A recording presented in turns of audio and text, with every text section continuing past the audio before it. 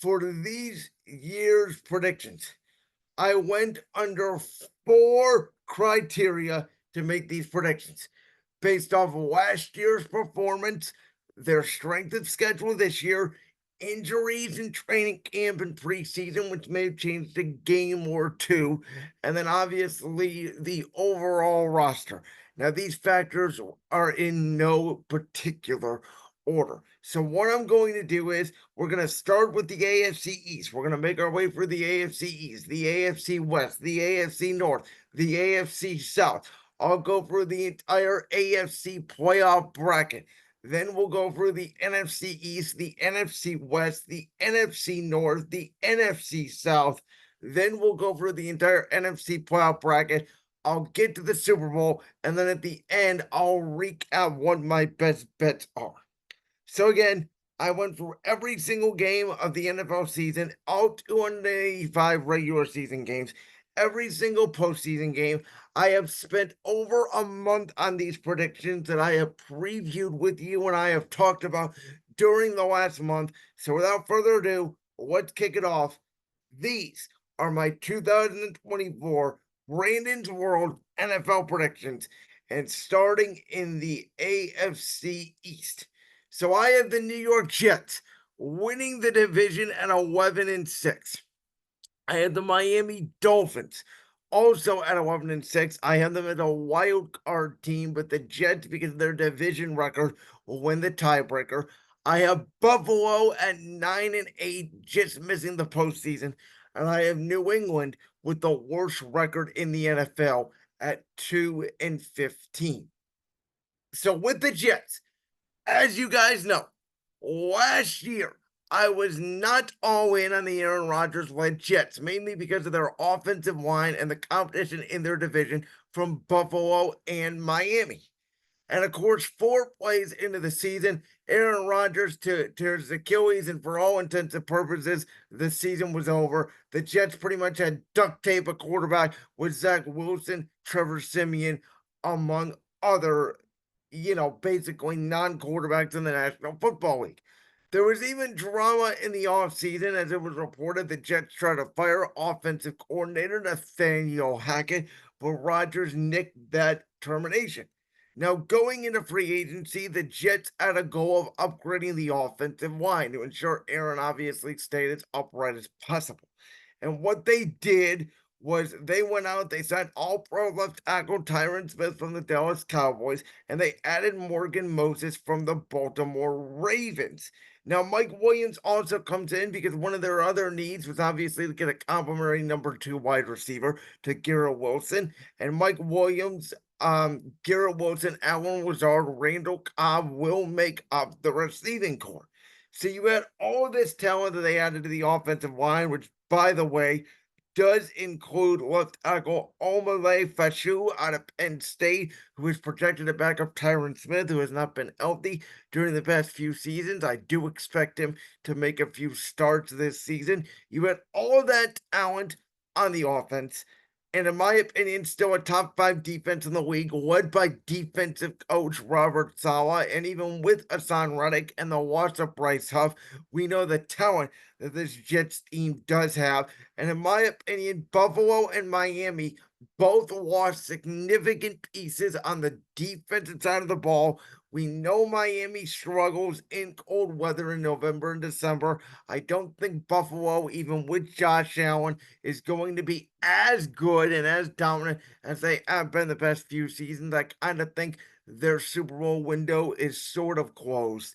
With all of that being said, I think the Jets should be favored to win the division. They're currently ranked 3rd in the division behind Buffalo and Miami. I don't think that's the case. Again, I think the Jets are the best team in this division. Now, as I've been saying for the past month, with all that being said, and I've been on the Jets hype train this offseason as opposed to last offseason, I thought Aaron Rodgers not being a mandatory minicamp was a bad look. Mandatory minicamp is where you get your relationships with your receivers and your tight ends and your backs. You get to know your football team.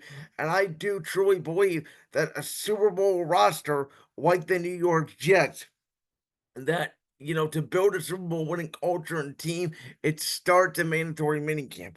You combine that with obviously, Aaron Rodgers, not being there because of whatever trip he was on, and then the Hassan Reddick drama where the Jets obviously traded for Hassan Reddick from the Philadelphia Eagles. They thought they were going to have a contract extension done. There was miscommunication on both sides.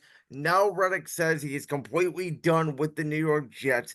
So I'm starting to get a little bit nervous about this because the Jets could implode like they did a year ago. And if that's the case, GM Joe Douglas, head coach Robert Saleh will not be back in 2025.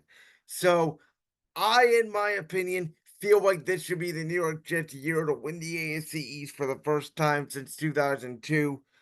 I know, I think, I hope. Now, Miami. Again, I have the Dolphins at 11-6, but it's pretty clear what they are. They're a team that dominates the first half of the season in warm weather in Miami, where stuff to go to early in the season because of that heat. Tua, Tyreek Hill, Jalen Waddle, Devin Achan, Raheem Mostert, the speedboats of the NFL, they get off to a racing odd start. But when the football games mean more in the colder weather, they deteriorate. Tua Tagovailoa got a massive extension this offseason, and I'm not sure it was the right move. I thought if Michael Penix was available in the first round and didn't go number 8 to Atlanta, Miami would have thought about taking him because I think he's a bigger, stronger Tua. I think Tua is more of a B to B plus quarterback who just is not good in cold weather, and I think a lot of it with Miami is going to have to do with can they get home field advantage in the AFC to make a deep playoff run. Now, on the defensive side of the ball, they lost defensive coordinator Vic Fangio. They also lost Christian Wilkins. They lost Jerome Baker. To me, those are big losses. Jordan Poyer comes over from Buffalo, which will help the defense a little bit, but I just think Miami is going to have to outscore people in 2024 and beginning in week 13 to end the season, to go along with this cold weather game. They travel to Green Bay, they travel to Cleveland, and they travel to New York. So, in my opinion, those are three realistic schedule losses right there just because of the location where the game is being played. So, in my opinion, even if they do end up winning the division and surpass the Jets, their ceiling is winning a playoff game for the first time in 24 years, which is something Coach Mike McDaniel is aware of, as he has set every meeting time to 24 after because of that long playoff drought of not winning a playoff game. Now we get to the team that I still think is an internet darling in a lot of ways because of Josh Allen. That is the Buffalo Bills, who again I do have going 9-8. Now, in my opinion, these are not the same old Bills that have won the AFC East the last 4 seasons. Bills traded away Stephon Diggs to the Houston Texans. They also lost Gabe Davis. They lost their center Mitch Morris. They lost Tre'Davious White and Jordan Poyer in the secondary. Matt Milano went down with an injury, and he's going to miss most of the season. So Joe Brady, who took over midway last season from Ken Dorsey as the offensive coordinator, turned around the Bills' offense based off running back James Cook and tight ends Dalton Kincaid and Dawson Knox and Josh Allen being very conservative with the football, not turning the ball over, not making more heroic plays than what he has to. I think Buffalo will go as far as Josh Allen takes them. And this is a QB driven league. Listen, the Bills are going to be in playoff contention. They're not going to be terrible as long as they have Josh Allen at quarterback.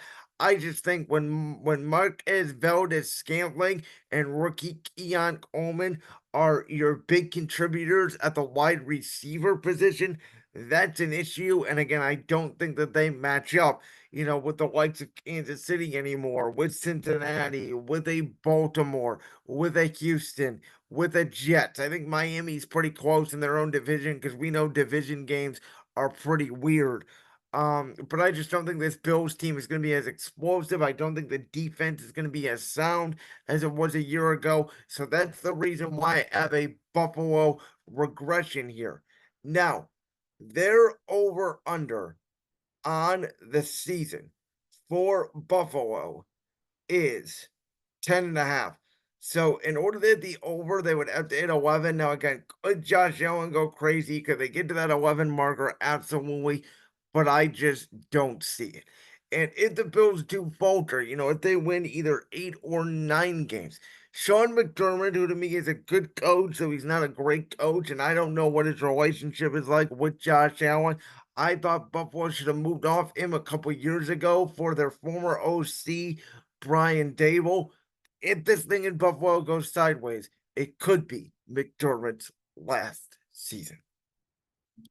Now we go to the New England Patriots, who can I have at 2-15. I think they're going to be the worst team in the NFL this season. I am betting they're under at 4.5 games. Now, it is the end of an era here in New England. There's obviously no more do your job, no more we're on to Cincinnati, no more of that. It is now Gerard Mayo, who honestly, I feel bad for him. They have a pretty good defense. And, we've seen a little bit out of Drake May, North Carolina, who's looked okay in preseason action, but they have no weapons. And Drake May is not going to play this year. It's going to be Jacoby Brissett, and this team is going to look awful. Demario Douglas is one little slot receiver who could get open. Hunter Henry, I guess, is a decent tight end, though he's getting older. This New England Patriots team is just bad. I think they're going to be the least scoring team in the NFL again. Last year, their defense held opponents to 10 points or less 3 times. New England is the only team in NFL history to lose all 3 of those games. That's how bad it was on the offense side of the ball. I did not think they improved all that much. Again, I don't think Drake May is going to play a lot this year. I like the kid Milton out of Tennessee, the 6th-round pick. He's actually looked better in the preseason. And New England's offensive line is ranked worse in the league by PFF. And again, if you have a situation like the New England Patriots where your offensive line is bad, you have no weapons, I think Milton, a quarterback with more mobility, will give you, more of an asset to move the ball on the offense side of the ball. But this team is just not going to be good. They're not going to be very watchable this season. I think New England needed a complete culture reset. Again, it's nothing against Gerard Mayo. I just don't think anybody could succeed right now with this roster. I would have went all in on Ben Johnson, the Lions offensive coordinator. I would have given him a boatload of money to see if he could revamp the franchise. I just think the days of the New England dynasty are completely over, really ever since Tom Brady left. But now that the hoodie is out of the NFL, the days of the New England Patriots being even a legitimate threat to be a playoff team are over. So now we get to the AFC West, and in this division, I am going to be making one best bet. I have Kansas City winning the division at 11-6. Now their over-unders at 11.5, so I'll take the under on that. I have the Chargers in second place at 10-7. I have them as a wild card team. I have Denver at 7-10, and that is my best bet in this division because their over under is 5.5. I'm taking the over here with the Denver Broncos. I think that's the worst decision any bettor has made this year is set that over under at 5.5. I would have set it at 7.5. I don't get it. And then you have Vegas, who I have crawling up the rear at 5-12. Their over under is 6.5. So for the Kansas City Chiefs, we all know, right? Patrick Mahomes, Travis Kelce, Andy Reid and co. trying to win 3 straight Super Bowls. We know last year how they struggled at times during the regular season on the offense side of the ball. We know the drama that Rashid Rice has gone through this offseason. We know they drafted Xavier Worthy, the speedster out of Texas, but how fast will it take him to come on? Same thing with Hollywood Brown as they made that trade with the Arizona Cardinals. But a streak is going to end this year, right? Either somebody is going to finally defeat the Chiefs in a postseason game for the first time since January 2022, when the Bengals did it in the AFC Championship game, or the Chiefs are going to make NFL history. Now, I know a lot of people are saying there's no way the Chiefs are going to make NFL history and go for a three-peat. Who am I to say that they cannot? I think the team is set up to do so. I think as long as you have Andy Reid, Patrick Mahomes, Travis Kelce, and Taylor Swift, obviously cheering you on. I think that the Chiefs have a legitimate shot. Now, I do think they're going to take the regular season a little more conservatively. I think it's going to be a little bit of a struggle for this team in the regular season, a lot like it was last year. I don't think they care about the number one seed. I don't think they care about seeding at all. But to me, a record of 11-6 and another AFC West title does not seem far fetched. This division now includes Jim Harbaugh, Sean Payton, and Antonio Pierce's feisty attitude. But until the Chiefs lose the AFC West, I'm still picking them to do so. And again, for the regular season, this team doesn't matter. What does matter is the Super Bowl 59, New Orleans, Louisiana. I don't think, the likes of Isaiah Pacheco and, who have a very good year. I think LC will have a similar year to what he had last year. Not dominating numbers, but he'll still be pretty good when it matters. I don't know, what the Chiefs are looking like in fantasy football this year necessarily. I think, again, it's going to be a grinded out at times. There's going to be questions. People are going to doubt them again, and it's going to be the same thing over and over and over again. One thing I will not do is doubt Kansas City. Now, the Los Angeles Chargers, who, in my opinion, there may not be a bigger upgrade in the NFL this offseason than going from head coach Brandon Staley to head coach Jim Harbaugh. And even with Justin Herbert, who's obviously been dealing with that plantar fascia injury in his right foot during the training camp and preseason, Herbert is not going to have to throw the football a lot, which is why I don't think it's a big concern for the Chargers. We know Jim Harbaugh's DNA, smash mouth football. And we know this because instead of choosing Keenan Allen and Mike Williams on the outside, the Chargers chose Khalil Mack and Joey Bosa. They, let go of Mike Williams. They traded away Keenan Allen. They brought back Mack. They brought back Bosa. They also let go of Austin Eckler, who is now a Washington Commander. They bring in Greg Roman, who is obviously the Ravens offensive coordinator for all those years with John Harbaugh. He was also Jim Harbaugh's offensive coordinator in San Francisco. They bring in Gus Edwards and J.K. Dobbins over from the Ravens to run that offense. And the reports say that Justin Herbert is already a veteran in the system. And again, the Chargers, we know they charge. We know this team blows more leads than any other team in the history of football. I don't think that's going to be the case for the Chargers this year. Lad McContry is going to be their number one wide receiver, along with maybe Quentin Johnson. Again, it's not a great receiving core, but we know Jim Harbaugh's success. He doesn't need a great receiving core to win a lot of games. They did draft Joe Alt in the first round out of Notre Dame to play right tackle to go with Rashawn Slater at left tackle. So we know Herbert's going to be protected. They still got Derwin James lurking back there in the secondary. And in my opinion, this is a Charger team that even though they are in Los Angeles with their smash mouth style, they are built to win games in cold AFC cities in November and December. I think this team will double their win total from 5 to 10 games. I think they'll compete with the Chiefs in the division for most of the year. Their schedule, they start off with Vegas, Carolina, Arizona, New Orleans, and Tennessee in 5 of their first 9 games. They could go 4-1 or 5-0 in those games. I think the NFL wants to set the Chargers up for success. And again, 10-7 and a playoff berth, I think it's absolutely realistic. Now, Denver, I already told you that I had them hitting their over a 5.5. I had them going 7-10. And after 2 years of letting Russ cook, Bo Nix is now the man in charge of Denver, and he was handpicked by Sean Payton with the number 12 overall pick in the draft. And Bo Nix, to me, is a perfect fit for Denver, who won 8 games last year with Russell Wilson and Sean Payton not getting along at all. And Bo Nix, just like Drew Brees, 2.0. And again, in my opinion, barring injury, a Sean Payton team going 5 or 12 or worse, I just don't see it. And I think led by Vic Vance Joseph, who obviously after giving up 70 points to Miami last year in week 3, the defense in Denver got better as the year went on. And again, Bo Nix is a rhythm quarterback who's going to complete a lot of passes and he's not going to turn the ball over.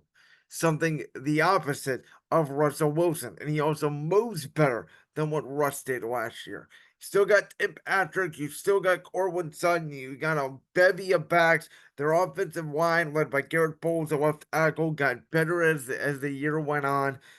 Defensively, again, they lost Justin Simmons. They don't have much of a presence. Vance Joseph is going to try to get the best out of that unit, but I don't think Denver's a 5-12 team or worse. I just, again, I don't see it barring catastrophic injury. Now, are they on par with Kansas City or LA? No, they're not. But they're not a bad football team. I mentioned they won 8 games with Russ last year. They're just going to win games, folks, which is why I'm taking the over on Denver at 5.5. Now, Vegas, I feel like I'm saying the same thing again about Vegas as I did last year. They got a ton of weapons, man. Devontae Adams, Hunter Renfro, Jacoby Myers, Michael Meyer, Brock Bowers at tight end. They got a very good left tackle in Colton Miller. On the defensive line, you got Max Crosby, you got Christian Wilkins over from Miami. You have Tyree Wilson, who is developing well as a first-round pick. And you got Antonio Pierce, who brings that feisty attitude of the team, who won the locker room over after Josh McDaniels was such a disaster a year ago. Yet their quarterbacks are Gardner Minshew, who, outside of being with Shane Steichen, has had little to no success in the National Football League, and Aiden O'Connell, a guy who, yes, the Las Vegas Raiders, they did beat the Kansas City Chiefs last year on Christmas in Arrowhead. Aiden O'Connell did not complete a pass after the first quarter. Again, I like the Raiders. I actually think they may have a better overall roster than Denver. It is just simply they don't have a quarterback. And in the division with Mahomes, Herbert, and what I think will be a very good Bo Nix, they're going to probably finish last. And they're either going to draft a quarterback or they're going to be in the Dak Prescott potential sweepstakes next offseason. Weapons, offensive line getting better, defensive pass rush very good. They still need to work that secondary a little bit. We'll see if Antonio Pierce can bring in some guys to do that.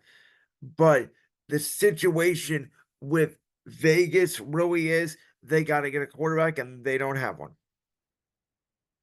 Let's go to the AFC North now, where I have the Cincinnati Bengals winning this division. Now, their over-under is 10.5. I had them at 12-5. Baltimore, I have as a wild card at 11-6. Their over-under is 10.5, so I have them going over. Pittsburgh, their over-under is 8.5, and while I should take the under here, I'm just going to say that they go 9-8, because until they don't, I'm not going to say they don't. And then Cleveland, I have one game worse. Their over-under is the same at 8.5, so I have them going under at 8-9. Let's get into the AFC North. There is no best bet out of this division because we know all 4 teams last year went over 500, and it could theoretically happen again. It's a very tough division to predict. But this will be the first training camp Joe Burrow will come in healthy since his rookie season. Year 2, he was coming off his torn ACL his rookie year. Year 3, he was suffering from an appendix injury. And year 4, he was dealing with the calf strain. And when Joe Burrow has finished the season healthy, ladies and gentlemen, the earliest the Cincinnati Bengals season has ended has been the AFC Championship game. That's how good Joe Cool is. He is as cool as the guy that won 7 Super Bowls, 6 in New England, and 1 in Tampa Bay. So if you can guarantee me that Burrow stays healthy, I like the Bengals to not only make another deep playoff run, but to overtake the Baltimore Ravens and win this division. Now, there are some potential drama surrounding the contracts of T. Higgins, who came back on a 1-year deal. Sam Hubbard, sounds like Jamar Chase also wants to get paid. But I think Cincinnati has done everything in their power to give themselves another shot at the Lombardi before the bill is due on a lot of these contracts. They drafted Arrhenius Mims out of Georgia to protect Joe Burrow, as well as Jermaine Burton out of Alabama, who's looked really good in preseason action to replace Tyler Boyd. Now, Bill Callahan is now the head coach in Tennessee, or excuse me, Bo Callahan is now the head coach in Tennessee. Bill Callahan is his father. He's now the offensive line coach, former offensive line coach in Cleveland. That's where Tyler Boyd ended up. But Zach Taylor is mostly, the brains behind this operation on the Bengals offense side of the ball. They've done their best over the past few seasons to protect Burrow. Lou Anarumo has done his best job now since Zach Taylor has been there, and getting the best out of Cincinnati's defense without the biggest names. I just think, again, Cincinnati has Joe Burrow. They have Jamar Chase. They have D. Higgins. They have Jermaine Burton out on that field. They're going to win a lot of games. And I think Baltimore has a little bit of regression. Cincinnati went 9-8 again with Burrow missing most of the season. I think the Bengals should be favored to win the AFC North this season, barring injury. So going into last offseason, the Baltimore Ravens organization was surrounded by drama with their quarterback Lamar Jackson. Hell, if you remember, they even let Lamar test the market before bringing him back on a massive 5-year, $260 million contract. Now, Lamar Jackson backed up that money because he won his second MVP in his career, and he led the Ravens to the number one seed. Though under Todd Monken, they had the weirdest game plan in AFC Championship game history, possibly against Kansas City, where they would refuse to run the football and they would not throw the football down the field. I just did not understand it. Now, the big success to Baltimore last year may have been the development of obviously Zay Flowers in the passing game, Devin Duvernay in the passing game. Odell Beckham was huge. They had Isaiah Likely, Beckham, Mark Andrews, but also Mike McDonald, the defensive coordinator who came from John Brothers Jim's defense in Michigan. And now Mike McDonald is the head coach of the Seattle Seahawks. So, will that change here for Baltimore when it comes to new defensive coordinator Zach Orr, who is the second youngest coordinator in the entire league? Will that be in effect? Baltimore also lost Patrick Queen, and in a rare Raven Steelers move, Patrick Queen went from Baltimore to Pittsburgh.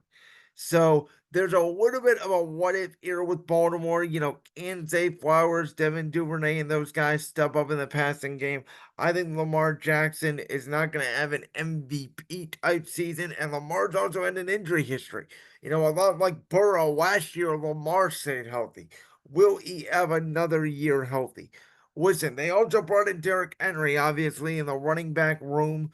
I think Derrick Henry is obviously a very good back, though I don't think he's the same back as what he once was in Tennessee. And as long as Lamar Jackson's healthy, I think they're going to be a very good football team. They should be a playoff team again, and they definitely have a chance to win their division. Though again, I would take Burrow over Lamar Jackson. I do think Baltimore blew their best chance at the Super Bowl last year. Last year was the year to get Kansas City, and they couldn't do it. I just don't think they're going to be as dominant. I don't think they're going to be able to repeat their success that they did a year ago. Now, we go to the Pittsburgh Steelers, who last year, and it's very hard to explain, they won 10 games with Kenny Pickett, Mitch Trubisky, and Mason freaking Rudolph quarterbacking the squad. Not only that, but their offensive coordinator, Matt Canada, was so bad they fired him midway through the season, which is something Pittsburgh Steelers don't typically do. Now they have Arthur Smith, who, with all his criticisms of when he was a head coach in Atlanta, when he was in Tennessee as an offensive coordinator, he got Ryan Tannehill to the goddamn AFC Championship game. Now they have Russell Wilson and Justin Fields at the quarterback situation, and neither of them cooked in the preseason. Now, in my opinion, I think this is in the Pittsburgh, is not really talking about.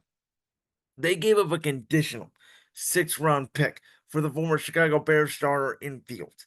If he plays less than half the snaps, they only had to give up a 6. If he plays more than half the snaps, they're going to have to give up a 4. I don't think the Steelers are going to want to have to give up a fourth for Justin Fields unless they think he's the guy, and I don't think that's the case. But listen, ever since Ben Roethlisberger retired, they've been inept at the most important position in sports, trying to duct tape the quarterback situation together. They're going to do it again this year. They're going to rely on TJ Watt, Alex Highsmith, Cam Hayward, and that defense, and they're going to win games. The issue with the Steelers this year, though, is their schedule because they have one of the weirdest schedules. Them and the Bears both have one of the weirdest schedules in the week. The Pittsburgh Steelers do not play a division game until week 11. Here is a list of their final 8 games. They host the Ravens. Then, in a short week on the Thursday night before Thanksgiving, they got to go to Cleveland. Then they go to Cincinnati. Then they play the Browns again. After that, they go to Philly. Then they go to Baltimore. Then they host Kansas City on Christmas Day. And then they host Cincinnati to end the year. Now, again, that's a very hard last 8 games. They could absolutely go 0-8. They could go 4-4. I think 3-5 is probably likely. You win your division games, 3-3 split there, and you lose at Philly and versus Kansas City. Which would mean in order for them to continue their over 500 streak, they would need to start the season 6-3. Here are their first 9 games: at Atlanta, at Denver, hosting the Chargers, at Indy, hosting Dallas, at Vegas, versus the New York Jets, versus the Giants, and at Washington. And I think, those are a lot of good teams. You got Atlanta on there. You got the Chargers on there. You got the Colts. You got Dallas. I think every game really, besides the Giants game, I think Atlanta's a coin flip. I think Washington's a coin flip. I think Denver's a coin flip. I think every game on there outside of the Giants in week 8 at home is a coin flip. And in my opinion, even though Mike Tomlin did sign a contract extension this offseason, the writing is on the wall here for the Steelers. It feels like a little bit Bill Belichick-esque in New England, where they're just holding on to hope, and it's just a year after year after year of defense, run the football, defense, run the football, defense, run the football. No evolution at all on the offensive side, and it just feels rinse and repeat. And to me, a lot like New England, this organization needs a culture reset. And I think that if this season goes sideways for Pittsburgh, if they only win 7 or 8 games, I know a lot of TV networks, Fox, NBC, are interested in Mike Tomlin. Again, even though he did sign that contract extension, I think Mike Tomlin could be out the door for Pittsburgh. All good things must come to an end. And this, again, to me, just feels like it could be the end of an era in the Steel City. We go to the AFC North, where my hometown Cleveland Browns, to me, are running up the rear in this division at 8-9, and they are the team in the NFL this year that I just cannot figure out. Because a year ago, they went 11-6 under quarterbacks Deshaun Watson, PJ Walker, Dorian Thompson-Robinson, and Joe freaking Flacco. The handling of Watson's shoulder injury by head coach Kevin Stefanski and general manager Andrew Berry, along with Watson himself, to me was strange.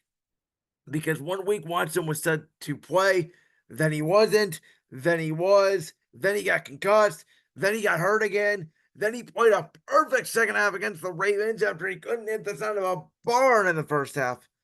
Then he was out for the season with a shoulder injury. It was one of the most strangest things I've ever seen. It may have been more strange for the Browns if we didn't see the same thing with former quarterback Baker Mayfield 2 years prior.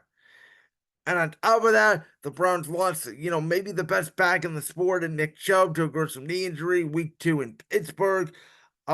Jim Schwartz did turn around the Browns defense, at least at home. They were historic defensively, and they have a great defensive line led by Zadarius Smith and Myles Garrett. Obviously, Greg Newsome, Denzel Ward, Martin Emerson in that secondary. JOK at linebacker just got a contract extension. They were suffering at home. For whatever reason, when they went on the road, they gave up an average of 30 points a game, including that blowout loss to CJ Stroud in the wild card round. So again, on paper, Browns roster is as good as any. Deshaun Watson at quarterback, Nick Chubb at running back, Amari Cooper. They bring in Jerry Jeudy over from Denver as the number 2 wide receiver. David Njoku at tight end, who had a breakout year a year ago. We already talked about the defense. On the offensive line, obviously Joe Patonio is there, Wyatt Teller. They have really good guards. But with Bill Callahan no longer there, we mentioned he went with his son over to the Tennessee Titans. And to me, the Browns left tackle situation and right tackle, they've had injuries all throughout camp. We don't know if Jack Conklin's going to be ready to start the season. So the offensive line could be a major question mark for this team, and we don't know the status of the Watson-Stefanski relationship. Not only that, but in my opinion, the Browns have the toughest schedule in the entire league. They play the entire AFC West, including trips to Denver and Vegas, where they almost always struggle on the West Coast. They play the entire NFC East, which includes trips to Philadelphia, and what, in my opinion, you'll see could be a potentially sneaky good Washington team. Plus the Jaguars early in Jacksonville, Florida in the season in week 2, where it's obviously very hot down there in Florida. They have a brutal home schedule in general. This is their home opponents. Outside of obviously the Ravens, the Bengals, and the Steelers, they get to play Dallas, the Giants, the Chargers, Kansas City, Miami, and their division, as I mentioned. And again, the way I see it, the Giants week 3 and Dallas, or excuse me, Miami week 17 because of their situation with cold weather. That's it. Those are the only gimmies on that home schedule. And with everything going on with the Browns and the drama surrounding their team, there's just something off about them. I don't love it. Again, it pains me to put my own down team in the basement of the AFC North. I know Cleveland folks think I'm crazy. There's a lot of objective Browns fans who think they could win the division. I think even if Watson does return back to the Houston Texans, Deshaun Watson, you're still behind Cincinnati and you're still behind Baltimore in the division. I think they went 11-6 last year, partially because of Pittsburgh's enough quarterback situation and Joe Burrow got hurt in the division. So I don't love what I see out of Cleveland. You know, I brought on Dante Centofanti about a month ago who said he thinks the Browns should be the number 1 contender to Kansas City in the entire AFC. And I don't buy it. But again, if I'm wrong, I'll be happy to be wrong on this one. But I think I'm going to be right. We go to the AFC South, where I have the Houston Texans at 11-6. Their over-under is 9.5. I'm best betting them here, taking the over. The Jacksonville Jaguars, I have at 9-8. Their over-under is 8.5, so I'll take the over. Indy, I have right there at 9-8 as well. Jacksonville will have a better division record, which is why they get the tiebreaker. I have Indy again over 8.5. And Tennessee, I have at 4-13. I'm best betting them under 6.5. When it comes to the Houston Texans, now last year, unlike many people who thought they would stink, if you recall, I had them being 7-10. I thought CJ Stroud and D'Amico Ryans would have a good year. I thought they'd get better as the year went on. They would set things up for sort of a massive year 2 in Houston. Well, that leak happened early as CJ Stroud was one of the best rookies that we've seen coming to the National Football League in a long time. He took the likes of Noah Brown, Dalton Schultz, Tank Dell to the AFC South title, 10 wins, and a playoff victory over Cleveland. And then their momentum for the Houston Texans, along with Will Anderson and crew on the defense side of the ball and Derek Stingley Jr. at corner, they carried into the offseason. They bring in Stephon Diggs from Buffalo. They bring in Joe Mixon from Cincinnati. They have set themselves up, in my opinion, to be potential legitimate Super Bowl contenders. And I feel like the Houston Texans have to take advantage of their window now because offensive coordinator Bobby Slowick will probably be getting a head coaching job, in my opinion, in the NFL soon, as early as next season.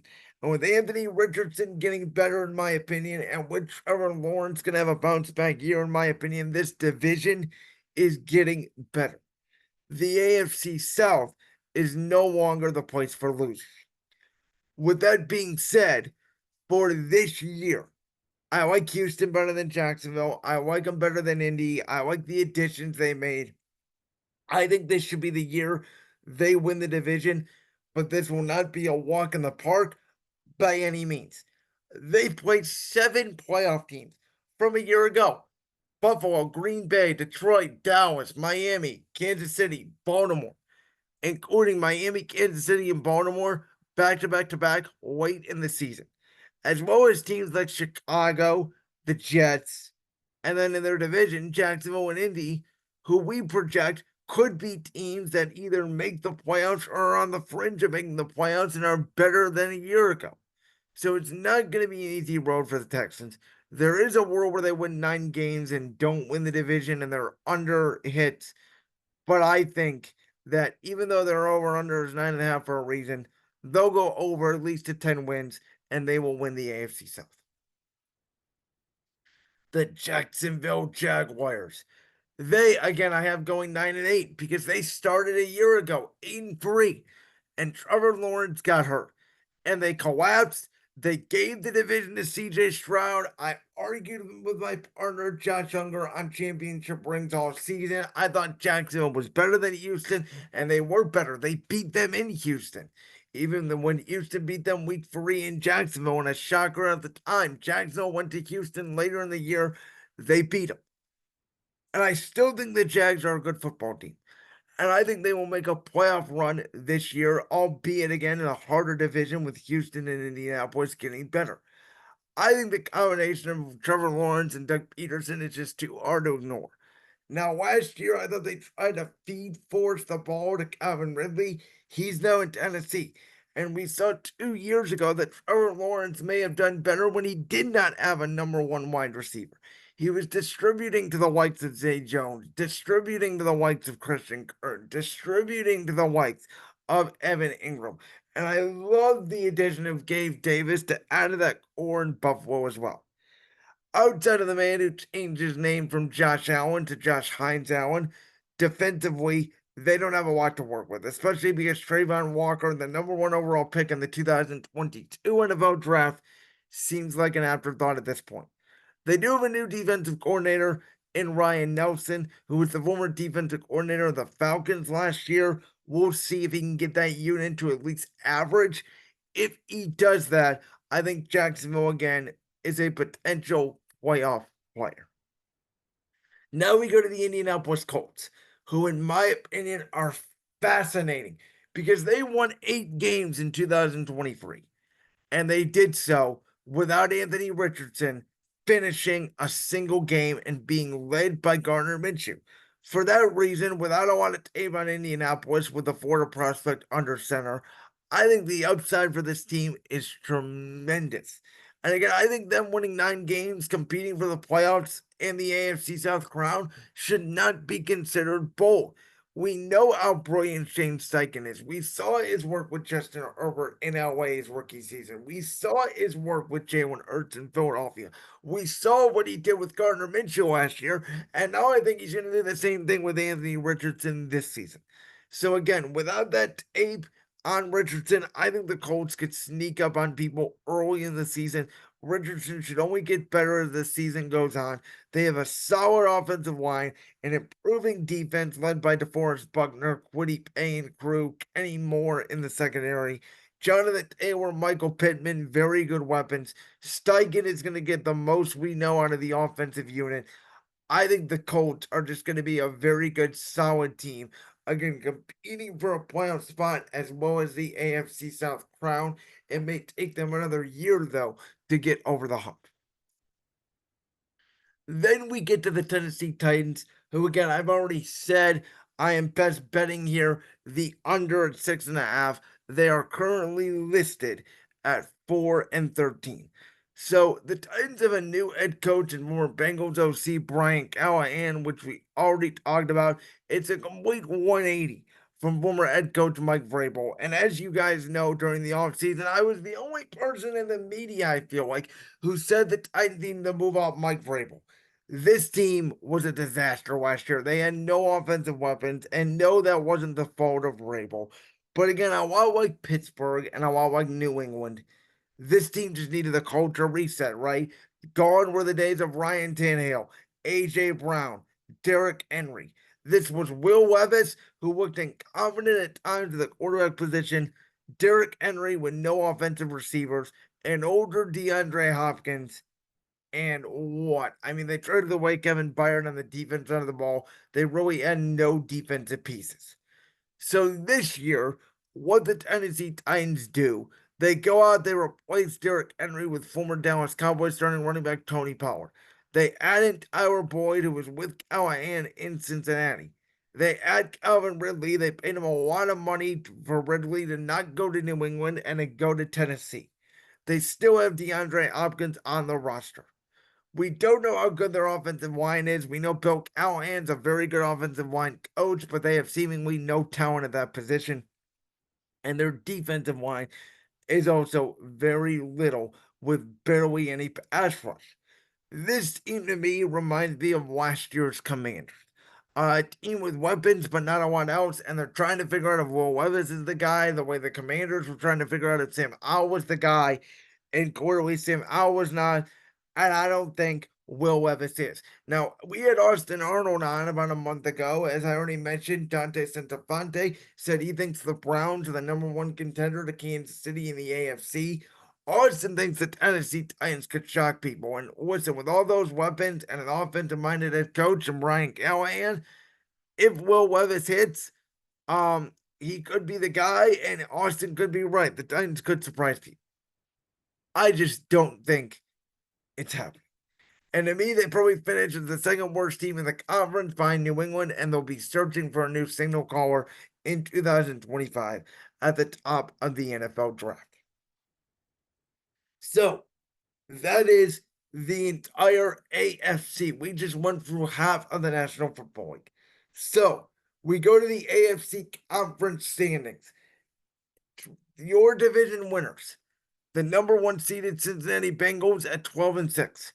The rest of the division winners are all in ties at 11-6. The tiebreakers have worked out like this. The Houston Texans get the 2 seed, the Kansas City Chiefs get the 3 seed again, and the New York Jets get the number 4 seed. The wild card works like this. At the 5 seed, Miami 11-6. They win the tiebreaker due to conference record with the Baltimore Ravens at 11-6. The Chargers come up the rear at 10-7, winning the tiebreaker because of a conference record with the Indianapolis Colts and the Jacksonville Jaguars at 9-8, to go along with Buffalo at 9-8 and Pittsburgh at 9-8. So we have, again, Miami 11-6 in the wild card, Baltimore 11-6 in the wild card, the Chargers at 10-7 as your final playoff spot in the AFC, with Indy, Jacksonville, Buffalo, Pittsburgh all finishing 9-8. By my calculations, that's 7 teams plus 4 in the hunt. That's 11 out of 16 teams in the AFC. And again, those last 4 teams within a game of getting the final wild card spot. I think it's going to be very competitive down the stretch. The new playoff teams this year, in my opinion, in the AFC are division winner New York Jets, division winner Cincinnati Bengals, wild card Los Angeles Chargers. The Jets essentially replace Buffalo as the winner in the AFC East. Cincinnati and the Chargers replace Pittsburgh and Cleveland in the wild card spots from a year ago. So that sets up this fascinating AFC wildcard weekend. You have the 7 seed Chargers at the 2 seed Texans, the 6 seed Ravens at the 3 seed Chiefs, and the 5 seed Dolphins at the 4 seed Jets. Now, for the Chargers, making these playoffs this year should be a success, that I already mentioned. They say styles make fights, and Harbaugh's ground and pound offense versus the Houston Texans would be a fight, but I think Houston would prevail. We get an AFC Championship rematch in the wild card round between Baltimore and Kansas City, and a lot like a year ago, a lot like the Buffalo Bills, I think the Baltimore Ravens meet their match in Kansas City. And again, like a year ago, they're just not going to get past. And then the Dolphins Jets matchup would not only be round 3 between the two AFC East foes, but it would be a Week 18 rematch in a game that would also be at the Meadowlands. So the very rare situation which we could have had last year if Miami would have beat Buffalo in that Week 18 final game of the regular season, where if Miami would have won, they would have been the 2 seed. Buffalo would have been the 7. It would have been Buffalo at Miami, back in Miami. I think the situation turns out here where it's Miami at the Jets with Miami back in New York. Tua Tagovailoa in the cold in January. We already talked about it. I think Aaron Rodgers will get his first playoff win here since the 2020 season when he made the NFC Championship game as the NFL MVP as a member of the Green Bay Packers. That leads us to the AFC divisional round, which will feature the number 4 seed Jets at the 1 seed Bengals, as well as the 3 seed Chiefs at the 2 seed Texans. After just one playoff win, Joe Burrow bounces Aaron Rodgers and the Jets in a competitive game in the jungle, while a matchup that many people think could be a potential AFC championship game takes place in the divisional round. And again, I think the Texans will get the best out of the Chiefs in the regular season, but not in the postseason. But Holmes gets his revenge on CJ Stroud and crew from the regular season, which sets up, again, the AFC Championship game that I have predicted pretty much for the last 3 seasons. The number 3 seed Kansas City Chiefs at the number 1 seed Cincinnati Bengals. This time, a rematch of 3 out of the last 4 AFC Championship games will take place in Cincinnati, Ohio.